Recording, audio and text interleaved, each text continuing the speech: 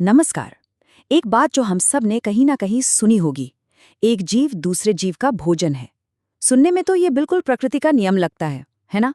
लेकिन सोचिए, क्या हो अगर इसी नियम को हिंसा का लाइसेंस बना दिया जाए। आज हम इसी प्रसिद्ध कहावत की गहराई में उतरेंगे और देखेंगे कि कैसे एक जीवन दर्शन को हिंसा का बहाना बना दिया गया। ये है वो संस्कृत का कथन, जीव जीव बिन जीवे नहीं, जीवहि जीव आहार। मतलब जीवन जीवन के बिना नहीं चल सकता और जीवन ही जीवन का भोजन है। पहली बार में तो लगता है कि ये बस कुदरत की फूड चेन की बात हो रही है, लेकिन क्या ये इंसानों के लिए भी कोई नियम है या बस एक ऑब्जर्वेशन? और यहीं पर आकर सारा पेंच फंसता है।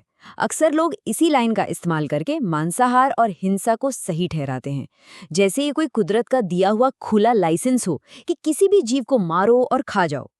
पर क्या सच में हमारे पूर्वजों का यही मतलब था? इस गुत्थी को सुलझाने के लिए हम विश्व धर्म संगम के स्वामी सौम्यानंद जी महाराज की शिक्षाओं को आधार बनाएंगे। उनका जो विश्लेषण है वो हमें इसके ऊपरी मतलब से कहीं ज्यादा गहरे एक आध्यात्मिक सच तक ले जाएगा। तो चलिए इस पहेली को सुलझाना शुरू करते हैं। देखिए, इस कहावत का सही मतलब जानने से पहले ये समझना जरूरी है कि किसी भी बात का सही अर्थ या सही मतलब जानना इतना जरूरी क्यों है, क्योंकि सारी गड़बड़ मतलब के बिगड़ने से ही शुरू होती है। भारतीय दर्शन में ना, अर्थ का मतलब सिर्फ पैसा रुपया नहीं होता।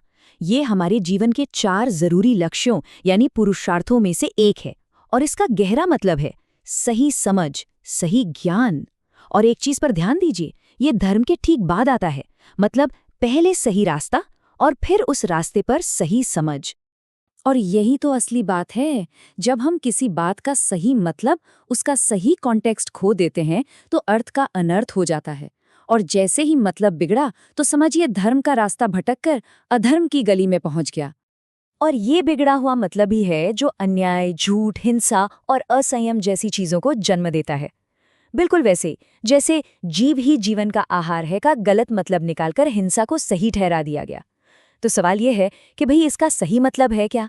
उस सही मतलब तक पहुंचने के लिए हमें एग्जिस्टेंस को यानी अस्तित्व को एक अलग नजर से देखना होगा। इसे एक सीढ़ी की तरह समझिए, चेतना की सीढ़ी। चलिए इस सीढ़ी पर एक एक कदम ऊपर चढ़ते हैं। देखिए, ये विकास मोटे तौर पर 3 लेवल पर होता है। सबसे निचले पायदान पर हैं पत्थर, पौधे, जिनमें बस एक शरीर है और थोड़ी प्राण शक्ति। उनसे एक कदम ऊपर आते हैं प्राणी यानी जानवर, जिनके पास मन भी है। वो महसूस कर सकते हैं, पर चलते अपनी इंस्टिंक्ट से हैं, अपनी सहज वृत्ति से। और फिर इस सीढ़ी के सबसे ऊपर है मानव, जिसके पास एक ऐसी शक्ति है जो और किसी के पास नहीं। वो है सही गलत में फर्क करने वाली बुद्धि। ये समझना बहुत जरूरी है। एक शेर जब हिरण का शिकार करता है तो वो क्रूर या बुरा नहीं है। वो तो बस अपनी प्रकृति को फॉलो कर रहा है। वो ये चुनाव नहीं कर सकता कि ये सही है या गलत, क्योंकि उसके पास वो क्षमता, वो विवेक है ही नहीं। और बस यहीं पर, इसी एक पॉइंट पर इंसान बाकी सभी जीवों से एकदम अलग हो जाता है। और ये फर्क है विवेक का। तो ये विवेक आखिर है क्या? विवेक वो अंदर की आवाज है, वो समझ है जो बताती है कि क्या सही है और क्या गलत। ये सिर्फ जानकारी नहीं है, ये उस जानकारी को सही तरीके से इस्तेमाल करने की काबिलियत है। और ये शक्ति सिर्फ और सिर्फ इंसान के पास है। और ये बात गांठ बांधने वाली है। सिर्फ इंसान का शरीर मिल जाने से कोई इंसान नहीं बन जाता। अगर किसी ने अपने अंदर के विवेक को नहीं जगाया तो वो भी एक प्राणी की तरह ही जी रहा है, अपनी भूख, डर और गुस्से का गुलाम। तो चलिए इन सारी बातों को मिलाकर प्राणी और मानव के बीच के इस फर्क को बिल्कुल साफ साफ समझ लेते हैं। ये पूरी बात का निचोड़ है।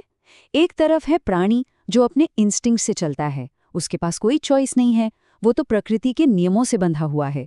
और दूसरी तरफ है मानव, जिसके पास विवेक है, वो सोच समझकर चुनाव कर सकता है। उसका रास्ता प्रकृति का नियम नहीं बल्कि धर्म यानी सही कर्तव्य तय करता है। तो चलिए अब वापस आते हैं अपनी उसी शुरुआती लाइन पर। अब जब हम चेतना की ये सीढ़ियां समझ गए हैं तो इस लाइन का असली मतलब शीशे की तरह साफ हो जाता है। तो असली मतलब ये है कि जीव ही जीव आहार का नियम उन प्राणियों के लिए है जिनके पास विवेक नहीं है, जो सिर्फ अपनी इंस्टिंक्ट से जीते हैं। ये नियम उस इंसान के लिए कतई नहीं है जिसने अपने विवेक को जगा लिया है। इंसान का धर्म हिंसा करना नहीं, बल्कि करुणा और विवेक से अपने भोजन का चुनाव करना है। तो आखिर में ये पूरी चर्चा हमें एक बहुत ही निजी सवाल पर लाकर छोड़ देती है। हम सब अपनी जिंदगी कैसे जी रहे हैं?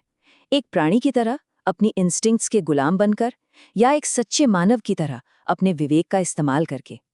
इसका जवाब हम सबको अपने अंदर ही खोजना होगा, क्योंकि यही चुनाव तय करेगा कि हमारा जीवन सिर्फ कट रहा है या सच में सार्थक हो रहा है।